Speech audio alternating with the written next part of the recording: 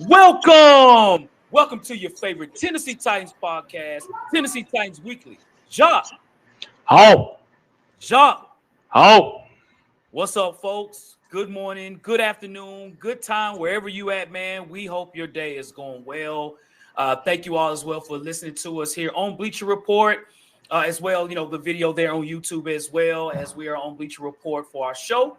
So, Jacques, man, hey, as you know, the season is over, man. And with the season being over, there's a lot of things that got to take place. We didn't make the playoffs. We had a very bad season. And so, man, we're here to talk about the offseason trades and who's going to be our next head coach, bro. I like it. I like it. Most def.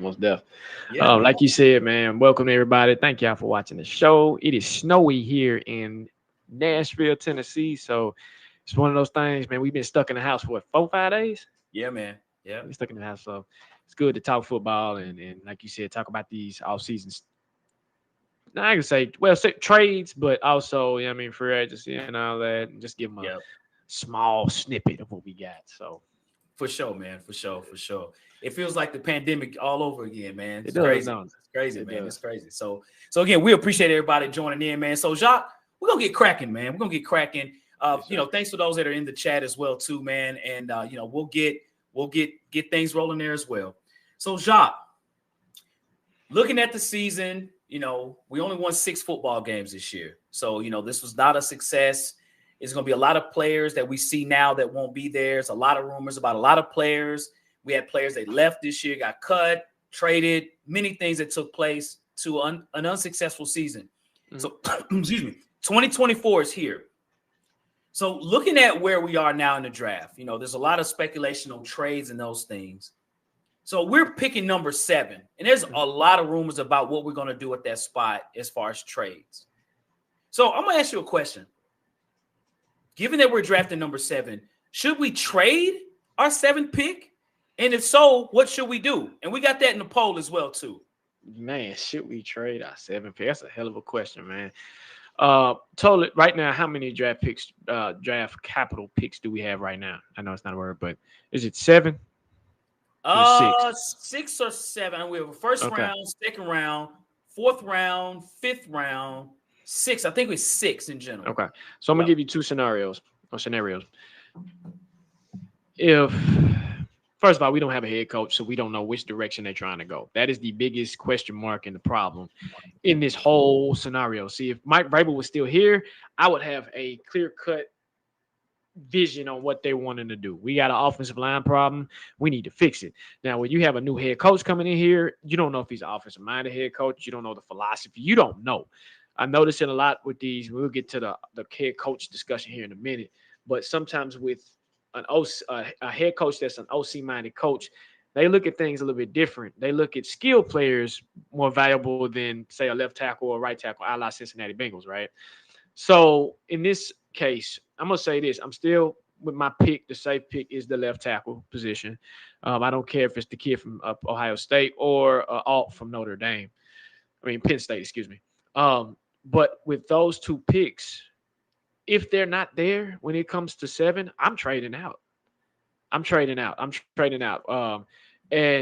either I'm trading down 2 spots to gain more draft capital. And I'm my suitor, if I'm my trade partner that I would like to trade with, would be somebody that has multiple draft picks like Houston. I think they're loaded. The Chicago Bears are loaded. So if I can work out a deal with them to pick up one of their extra picks in the 2nd round or even one of their extra picks in the 1st round and then get more capital that way, I'm doing it. But that's only if those 2 left tackles do not fall in my lap. Or per se, like I said, if it's a different-minded head coach, one of the receivers, right? Neighbors, I don't feel like Malik Neighbors is going to get out the top 5, top 6. I just don't. I know Marvin Harrison Jr. is probably going to go number 1 and number 2. That's just what it is. He's going to Chicago no matter what. So if the receivers are gone and the tackles are gone, I'm trading it. I'm out. I'm gone. Because, again, at that point, yeah, you can say get a tight end, but do we really need one, right? Now, again, I don't know the philosophy yet of the head coach, so it's really an unknown situation. But if I'm going to stick to what the Titans are right now, left tackle is my number 1 priority. If that's gone, if receiver, my second pick is if the receiver falls in our lap, take them. But if none of them are there, trade out. Trade 2 spots down and drain more draft capital because we got to build through the draft. You're going to win through the draft. You build through the draft, and those draft picks have to hit. What about you, Hawk? Yeah, facts, no paper. As far as should we trade our 7th pick or keep our 7th pick, I'm in the notion to say let's keep the 7th pick because we do need an offensive lineman bad, really bad, especially at left tackle. Since Peter Skoronski moved over to left guard, I'm not sure what they're going to do there. That could also, that might could change the narrative as well. If they decide to make him a left tackle, then yes, we could get maybe the 2nd best receiver in the draft. I'm holding strong to the 7th pick, almost no matter what. If a tackle isn't there that we're wanting and we don't make the move to say Peter Skoronski there, I can understand trading up. And we got that in the chat, by the way, too. I get that. But because of the fact that we've lost 2 years in a row, man, there's something to be said about keeping that pick. For me to trade the pick, we would have to, because we have a 1st, 2nd, 4th, 5th, 6th, and 7th. So we have 6 picks. We don't have a 3rd round pick.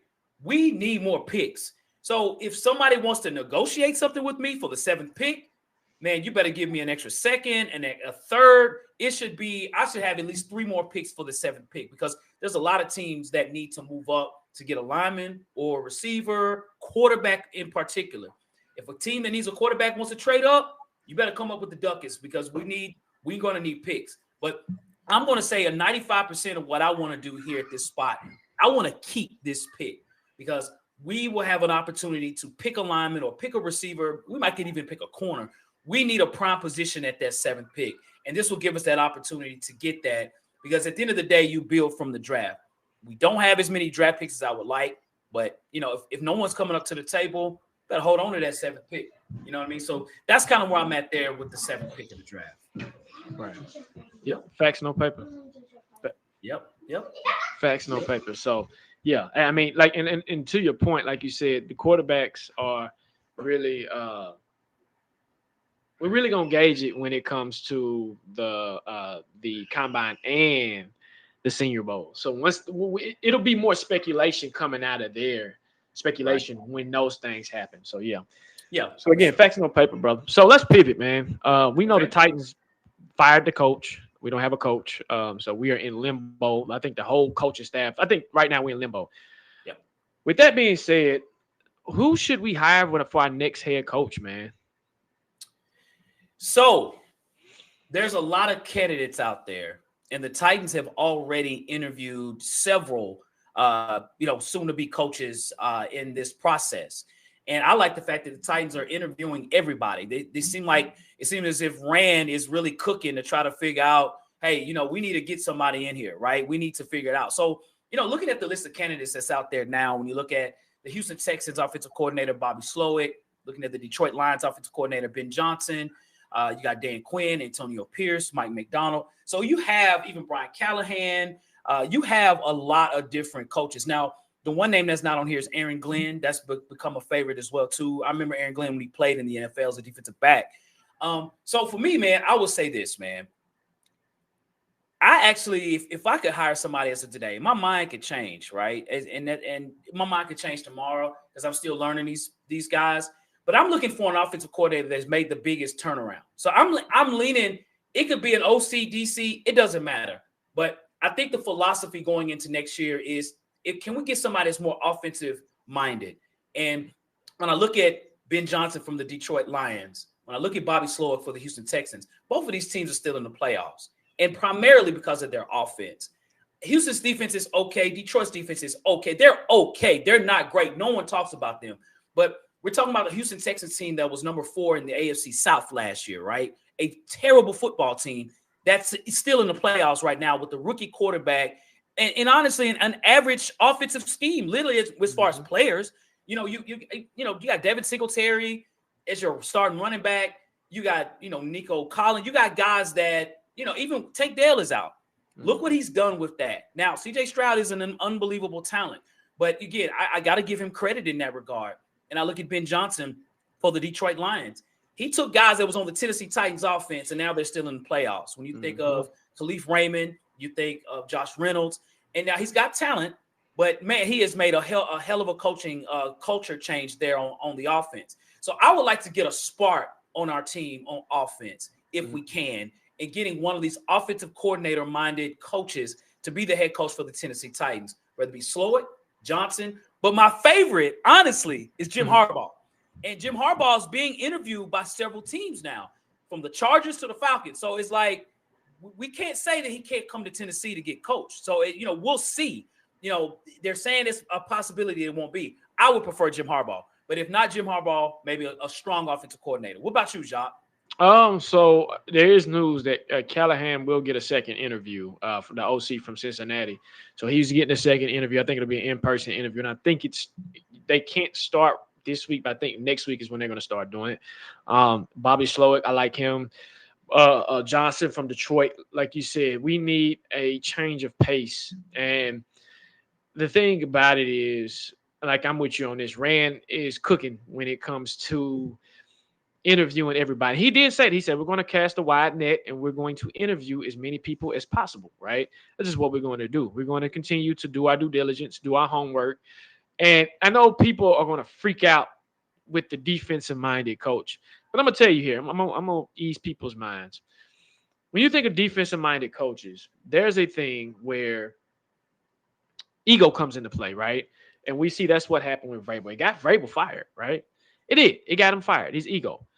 I'm going to tell you, Vrabel still would have been here if he was to make changes on his coaching staff to where it elevates to the point where they're on his level. He's a leader of men, as they say, right?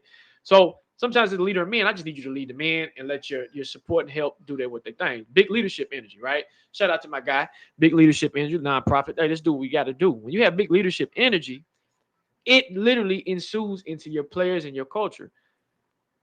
But I'm going to say this. I look at defensive-minded coaches like what's his name? The Texas coach. He's slipping my mind.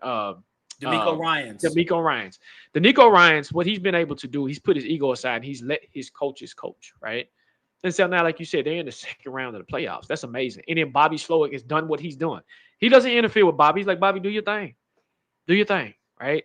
So I'm like you. I want an offensive-minded coach to come in here and spark, get a spark going, get this offensive rolling, and get it to the point where it's rolling to the point where we are elevating our players and the staff itself, right? Because, if you have turnover, it happens. Now, I feel like there's two candidates that I think have the best opportunity to become the Titans' next head coach. That's Callahan from Cincinnati. Is when you get a second interview, it's something that's – and I don't think he called plays. Matter of fact, I think he took a back seat and he's just been running the offense scheme and everything like that. So shout out to him on that. It tells me that he really doesn't have an ego issue. So he's going to let his people and his dad coaches too. So he can get guidance from his father too if he wants to bring him as well. I know they're saying that his dad is signing an extension with Cincy, or he's looking somewhere else. I read something like that. But Bobby Slowick, the connection to Houston, right? The Houston connection.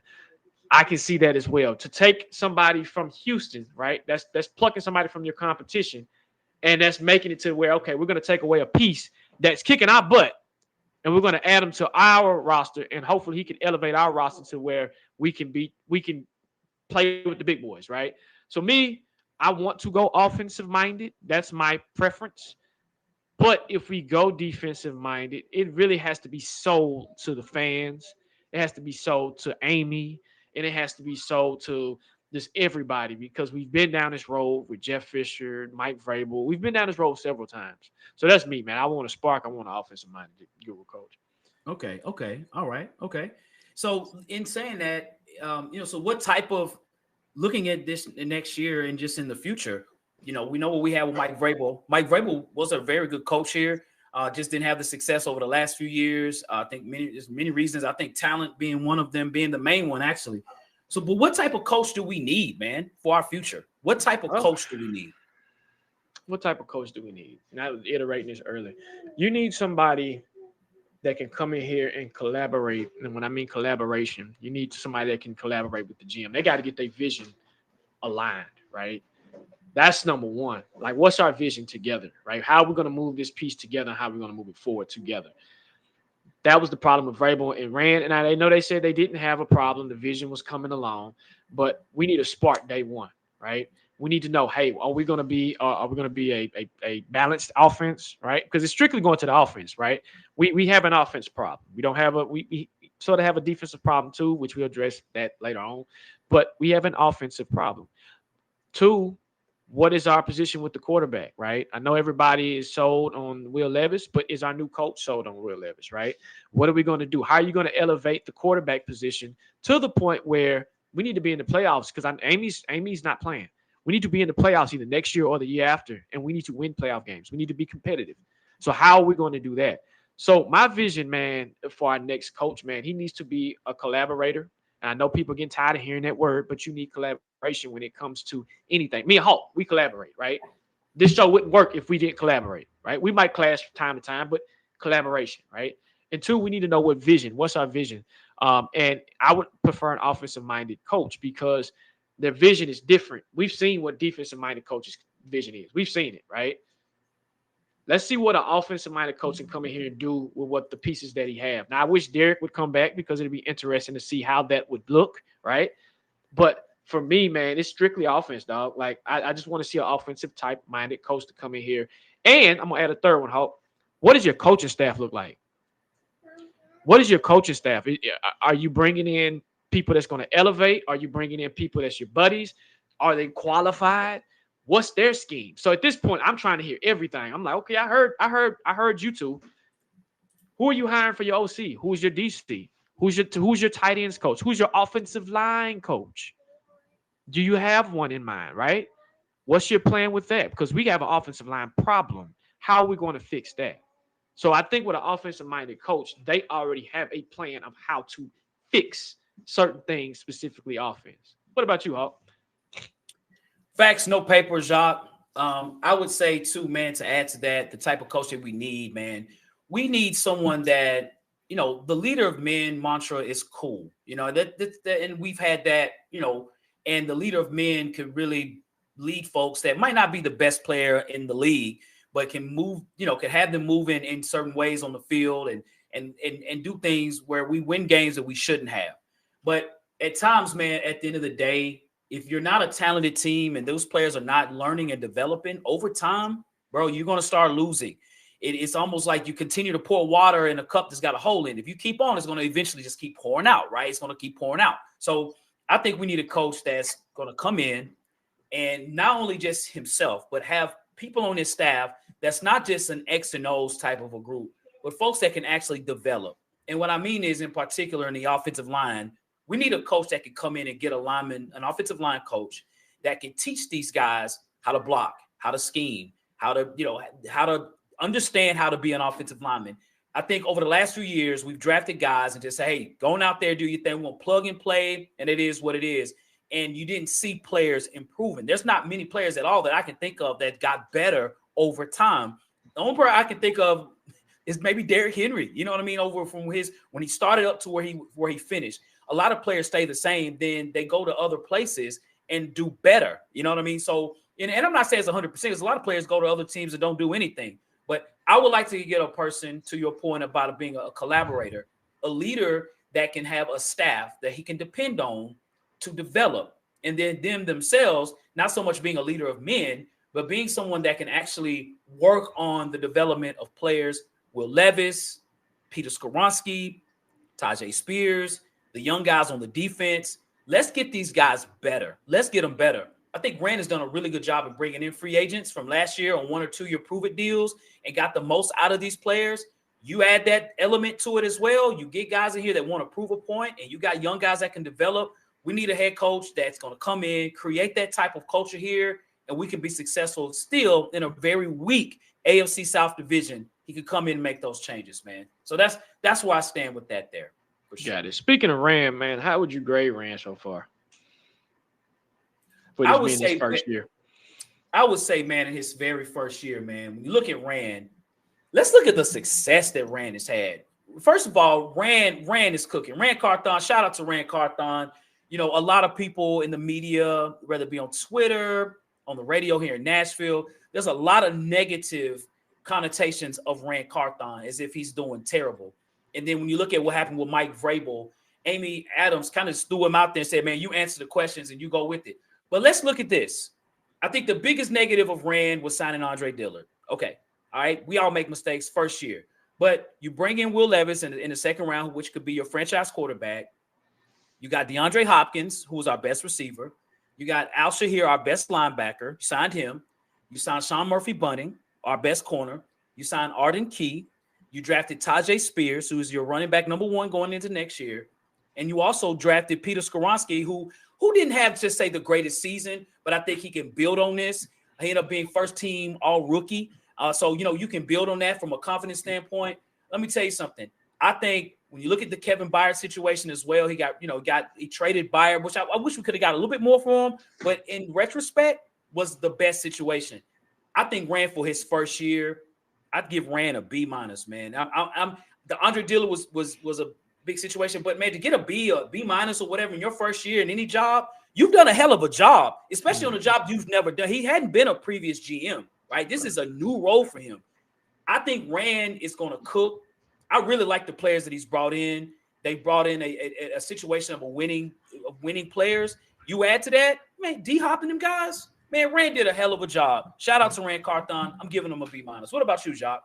Man, and I'm going to add to the media thing. It's our local media that's giving him hell. He's respected around the league. I'm going to say that. And you wouldn't know that if you listen to our local media. That's the problem. You would not know that. And you literally have to go outside and listen. It's like, okay, he is well respected. He's a very smart guy that uses analytics to his advantage. And I believe when he said that, it worked, right? The analytical thing when it came to Tajay, he really hit it out of the park with Tajay Spears, man. And that Senior Bowl and seeing that and just seeing how he's been cooking. And like you said, I'm going to go to the Byard trade. Now, at the first, it's a sad situation. It's a business. We know that.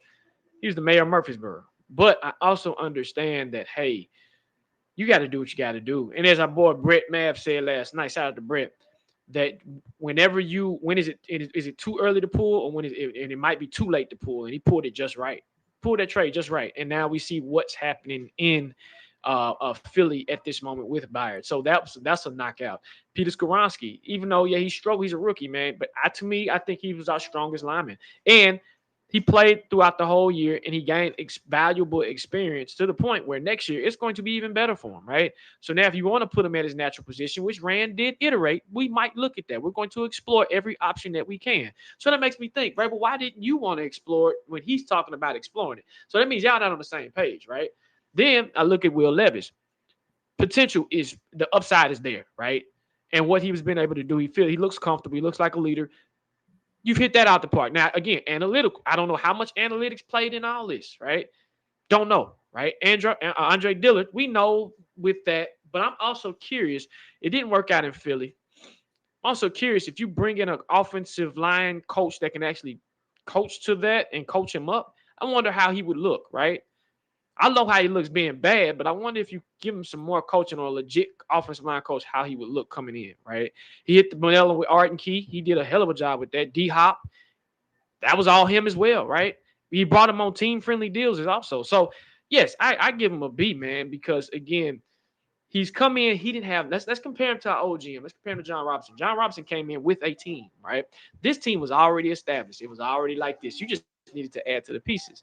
Now – you turn around, you look at Ran's situation. My man didn't have no money to work with. The team is aging. You're trying to figure out how to transition this team from here to here, and you're being strategic about it, right? I think he did a good job. Al bringing Al Shahir in, he hit that out the park, right? Some of the rookies that he drafted, he's doing his thing, man. So I give him a B. Okay, all right, sounds good, man. So we're on the Ran Carthon train to say, hey, man, he's doing a great job for sure, man. So, all right, cool. So listen, we're going to do our favorite part of the show, man. We're going to give those that are in the chat. We're going to probably go 2 or 3 questions, and then we're going to, pop that on the screen, and we're going to answer that. Again, that's our live chop up for those that are new on our platform. This is the live chop up. So, hey, throw your question out there, man. We'll answer it, and we'll go from there, man. So, thanks. What up, HDW? What up, HCW? What's up? He says, do y'all have any free agent targets in mind? For me, I would like T. Higgins. Most def. I know Trent Williams said he wants to play.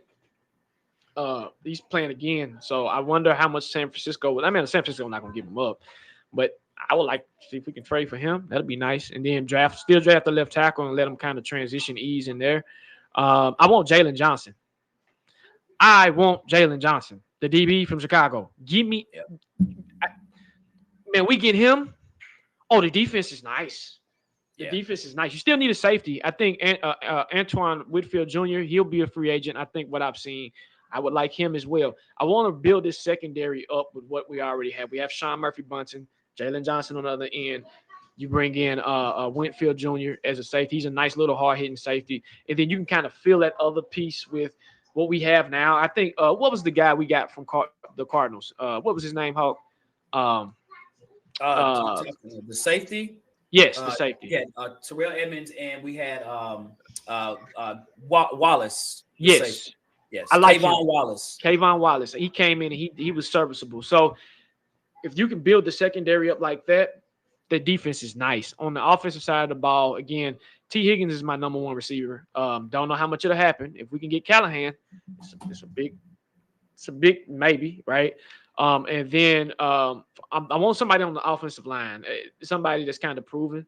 But again, there's really nobody out there that's sticking. So that's for me. What about you, Hawk? All right. So for me, as far as free agent targets in mind, yes, I would say T. Higgins as well. I'm going to look at as well some other players as far as receivers, because I think that's where I think we need to look into. I wouldn't mind bringing in Michael Pittman Jr. I wouldn't mind bringing him in. I think Michael Pittman, based on what he's making with the Colts, is a pretty fair contract. I think he's going to look for more money. I don't think he'll ask for the ceiling, but I think, of course, he's going to ask for the fan, and I'm fine with that. I think, that I would say prime spot because I prefer T. Higgins. But if Michael Pittman is there, I'd say another player that I'd be interested in is Calvin Ridley for the Jags. Calvin Ridley did his show it, prove it deal with the Jags. I think he's going to be ready to go, man. So I'd like to bring Calvin Ridley closer to Alabama here in Tennessee. I think that'll be a good pickup.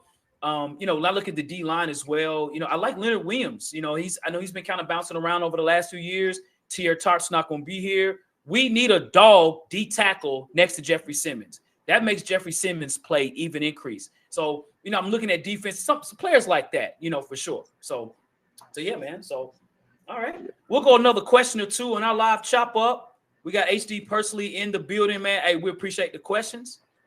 Right. Yeah, no, I agree with those free agent picks. Again, we don't know who the coach is, so we don't know their vision, but yeah, you'll definitely if you can kind of hit on those and bring those key cornerstone pieces in, man, you can bounce back faster if that makes sense, right? Yep. Instead of just waiting, because you can rebuild faster. That's those right. First 3 picks, yep, he did. So he asked a question about those first 3 picks out the park. I think you're speaking on Ran Carthon. That's what I'm understanding. He really did, Jock. Ran really did, man. He took the pot in the pan and he cooked, and not just that. Here's the positive of Ran Carthon. The Tennessee Titans led the NFL as far as rookie minutes in the league, right? Our rookies play more than any other rookie group in the NFL. That's a shout out to Ran Carthon, right? The guys you brought in are actually out there playing and producing. And even if they're not producing at top level, they're learning, they're building experience. That's only going to help them moving forward. So he absolutely knocked the 3 first picks out of the park. With Skoronski, Will Levis, and Tajay Spears, guys is going to be starters for us for years, John. What about you, man? I agree. Again, especially in my opinion, the Tajay Spears, to me, he knocked that really out the park. He knocked that out the window, right? And so with that pick, in my opinion, and I'm not just saying because it was my pick, but I like it, man. And again, the 3 picks down the field, they're playing, right? Yep. And so again, now the next step is this is a short lead, so we need playoff wins. Yeah, we knock them out the park, but at this point, we need to get to the playoffs and we need to start winning. So I expect big things from all 3 of them next year, even. That's my expectations. I'm with Amy. My expectations are high. No, you're gonna make mistakes, but hey, we're gonna see. He has another question. He said, "Will Vrabel get a head coaching job this cycle?" First, let me ask you: are you shocked that Vrabel is not getting the buzz that everybody claimed that he was going to get once he got let go? No, I'm not shocked. I honestly don't think Vrabel has made it clear like of what he wants to do next year. You know what I mean? It didn't seem like, say, with Bill Belichick, he's on the train running around going here. I just hadn't seen that from Vrabel. And I don't know the insights or the inside of the doings of the league. But I do think that I think he's actually leaning towards probably not coming back next year. I don't see him out there as much, to say, hey, I'm available. I'm here to interview and things like that. So not so much. I think if he wants to put a nail in the coffin and go for it, I do think teams would jump to interview him for sure. I think it's on him, in my opinion. What about you, Jacques? I think he expected that New England job to land in his lap, and it didn't. And we hear all the time, if Vrabel gets fired, he's going to have a job tomorrow. What this is proving me, the league looks at things differently. They're looking at it differently now. They're not, if you got an offensive-minded coach, they're going to hold on to him, right? If you're a defensive-minded coach, they're looking at you. You really got to prove yourself, and you really got to, I guess, come from a winning organization. I always look at D'Amico Ryans. He came from San Francisco, man. He had that defense at a high elevated level. Mike Vrabel, for the past 2 years, the Titans haven't been competing at a high level, right? We've been losing. This is a terrible season that we had. So I'm not looking at if I'm looking at your past, I can always look at your past and be like, well, that's what you do. Okay, that's cool, but what have you done for me lately, right? What have you done for the Titans lately? What was your vision, right? Oh, you want full control? That might not work in my organization because we don't work like that here, right? And shout out to Bustin' and the boys, listening to Derrick Henry, Taylor Lewan, and Will Compton talk about Vrabel. Vrabel is as advertised. He is that guy where he's a hardhead. He's moody, right? So do I want to bring that in my organization? So if it really got to get desperate, I think he would look at a coordinator role, right? And teams would have to get desperate. But there's a lot of great names out there, man, that are interviewing for head coaching jobs. So this cycle, I don't know. Like you said, he might be taking a break. That's what I've heard. Yeah. He might be taking a break to clear his mind, get his mind right, make a decision.